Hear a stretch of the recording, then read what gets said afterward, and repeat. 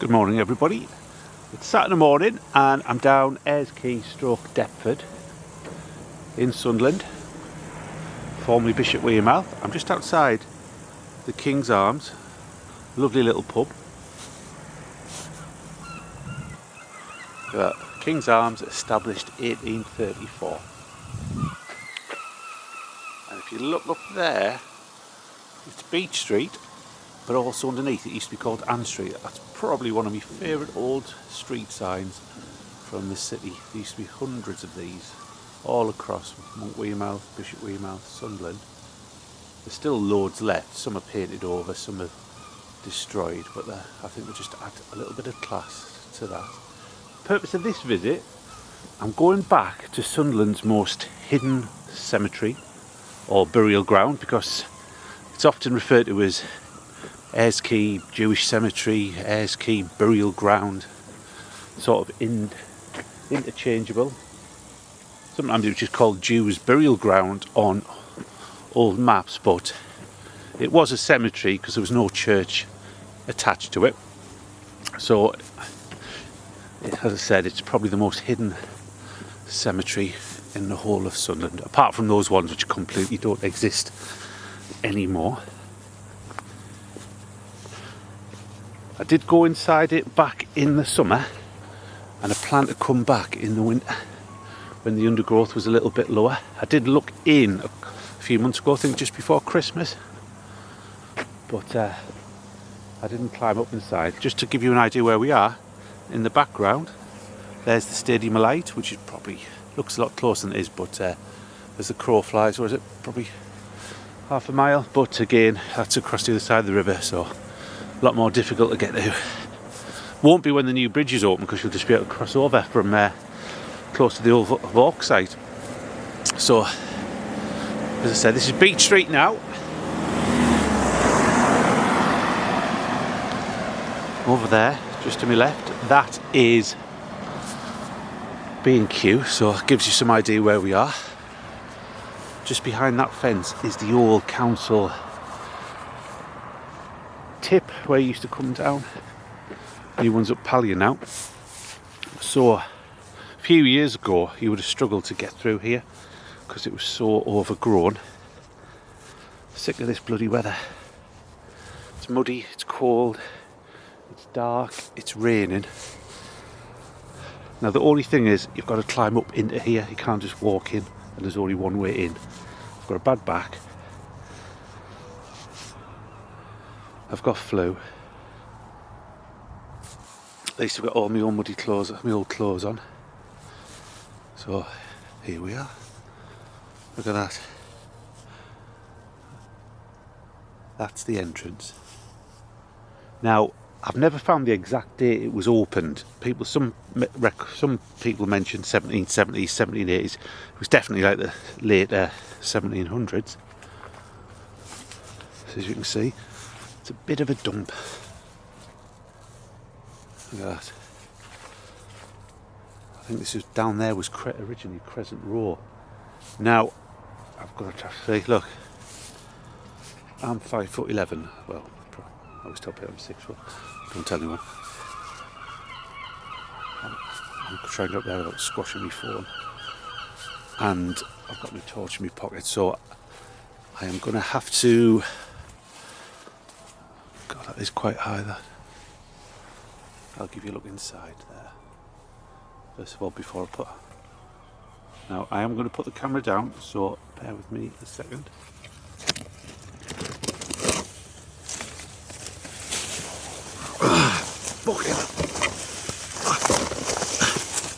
We're in. Apologies for the language there. That was hard work. It's not a huge place, but in the summer it gets really overgrown. Has been tidied up a few times over the years. That's the only way in there. As you can see, there's the old wall. Now that wall, I've got a picture of a plan of it from the very early 1800s. So it's possibly one of the oldest walls in Sunderland. I think last time all this bit was overgrown. There's the old tip over there. She used to be surrounded by the community of Deptford and Ayres Quay. Sadly, that community is lost. Virtually all the houses have gone. A couple of pubs left. The schools have gone.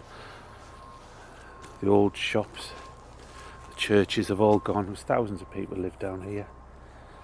I think last time I was here, I never came down this bit. There's a robin watching us. I think it was only ever used for a couple of 100 burials. There's a headstone. Sadly, all completely worn away. It did suffer a lot of vandalism from locals back in the 30s, 40s and 50s. There's some old pictures you can see where that obelisk is still standing tall. Sort of been used a bit of a fly tipping. A bit of fly tipping's been going on in here, I think. There's some stones there. They knocked loads of the houses down and people moved to the edge of Sunderland and the big new estate with all the slum clearance. But there was hundreds of houses and old streets down here. Many of the young men went off to fight in the Great War and even the Second World War, because a lot of houses were still here by then.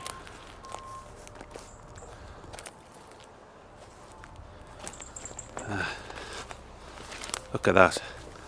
Now, considering the size of this place, this burial ground, this particular one here, look at the size of this, how fine that would have looked back in the day. There's a website called, I think it's seelig.org, which goes into a lot of the history of this particular place and talks about this gentleman who's buried here. See if I can have a close look at this.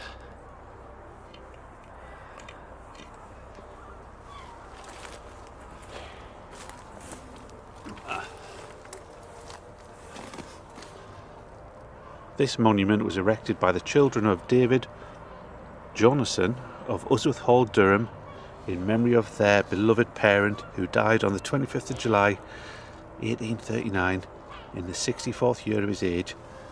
I will walk before the Lord in the land of the living. That's Psalm. Somebody know Roman numerals better than me.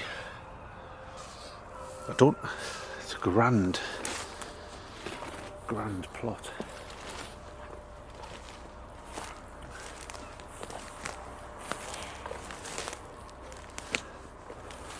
There's got the rabbit droppings. Rabbit toilet.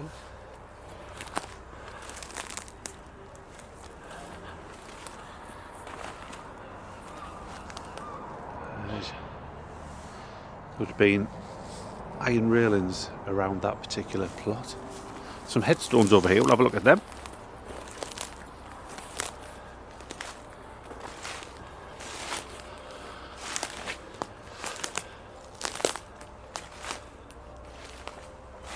There's brought a few stones over there.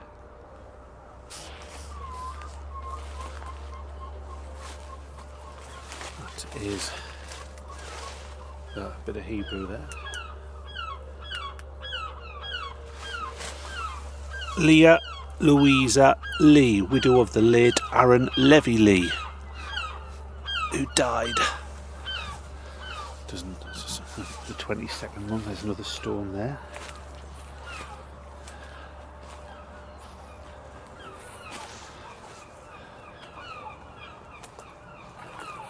Great piece of history. I think it possibly was the first Jewish cemetery in the northeast.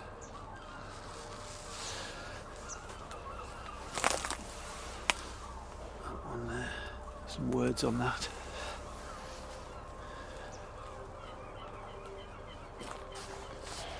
Look at that. Some Hebrew. I think that's a bit of a stone there.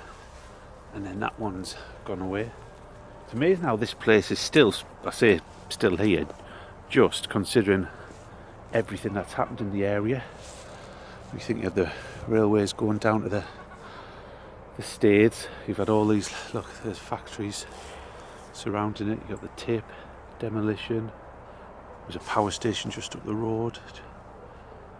And it still stayed here. If you look at any old maps, just look around Ayres Quay and you'll see a little square of this for the Jews' burial ground. So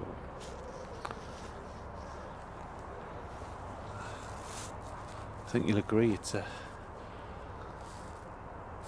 hidden cemetery.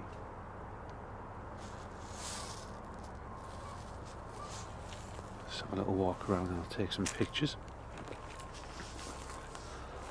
I will put some pictures on my Facebook page, Life and Death in a Northern Town, and probably on the Facebook page, Facebook group Beautiful Britain later on today. If you would like to help grow the channel, please, if you wish, give it a like and click on the subscribe button. I am now going to escape here and climb down without damaging myself. So thank you very much for watching the story of Sunderland's most hidden cemetery. Thank you very much. I'll hopefully see you next time. See you later. Bye.